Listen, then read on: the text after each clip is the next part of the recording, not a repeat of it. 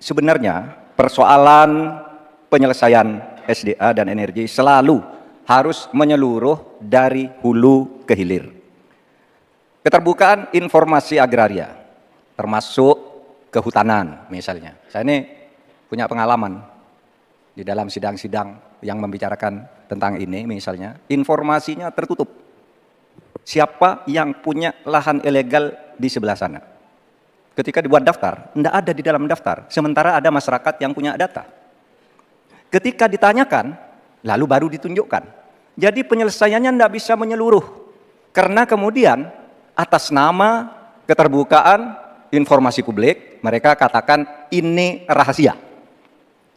Nggak bisa dong, rahasia itu kan bukan yang tentang data, perampasan tanah-tanah rakyat, kasus-kasusnya di mana, siapa yang menyerobot perkebunan sawit, itu kan harus daftarnya lengkap. Sesudah diselidiki apa yang terjadi di dalam analisis. Wah, itu memang permainannya buruk, sehingga selalu disembunyikan. Kalau baru orang tahu dikeluarkan satu-satu. Tidak ada penyelesaian yang menyeluruh. Nah, oleh sebab itu ini menjadi penting bagi kita keterbukaan informasi tentang data-data. Kalau kita mau menyelesaikan, data itu menjadi basis untuk penyelesaian. Kita juga pernah, atau kami kalau bicara soal rekam jejak, ya, kita ikut dalam upaya penyelesaian satu peta sebagai rujukan untuk masalah-masalah tersebut. Selain yang disampaikan Pak Mahfud, salah satu yang memprihatinkan adalah data ESDM itu ada 2.500 tambang ilegal. Sementara tambang yang legal saja tidak membawa kesejahteraan. Dan kita menyaksikan dalam proses penambangan dan bisnis tambang kita, hilirisasi dilakukan ugal-ugalan, merusak lingkungan, ada kecelakaan, tenaga asing mendominasi. Di sisi yang lain juga perkembangan hilirisasi maupun tambang tidak signifikan dengan kesejahteraan masyarakat sekitar. Sulawesi Tengah, pertumbuhan ekonominya sampai sekarang bisa 13%. Tinggi sekali, tapi rakyatnya tetap miskin dan tidak bisa menikmati. Hilirisasi apa yang mau kita lakukan, sementara ilegal juga terus berlangsung. Lanjut, demikian. Terima kasih. Baik, terima kasih Gus Muhaimin dan Prof. Mahfud. IUP-nya dicabut, izinnya dicabut, simpel.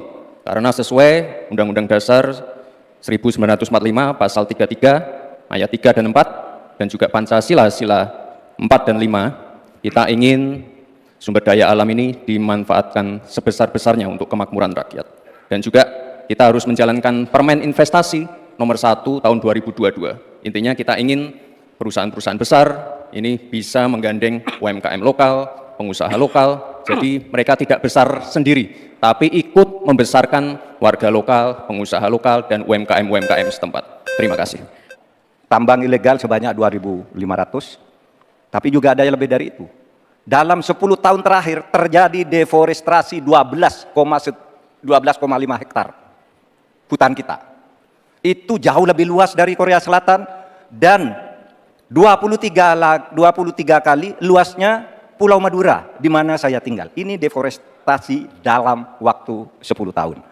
Bilang, ya cabut aja IUP-nya. Nah, itu masalahnya. Mencabut IUP itu banyak mafianya. Banyak mafianya. Saya sudah mengirim tim ke lapangan, ditolak, sudah putusan Mahkamah Agung. Itu begitu. Bahkan KPK seminggu lalu mengatakan untuk pertambangan di Indonesia itu banyak sekali yang ilegal dan itu di backing oleh aparat-aparat dan pejabat.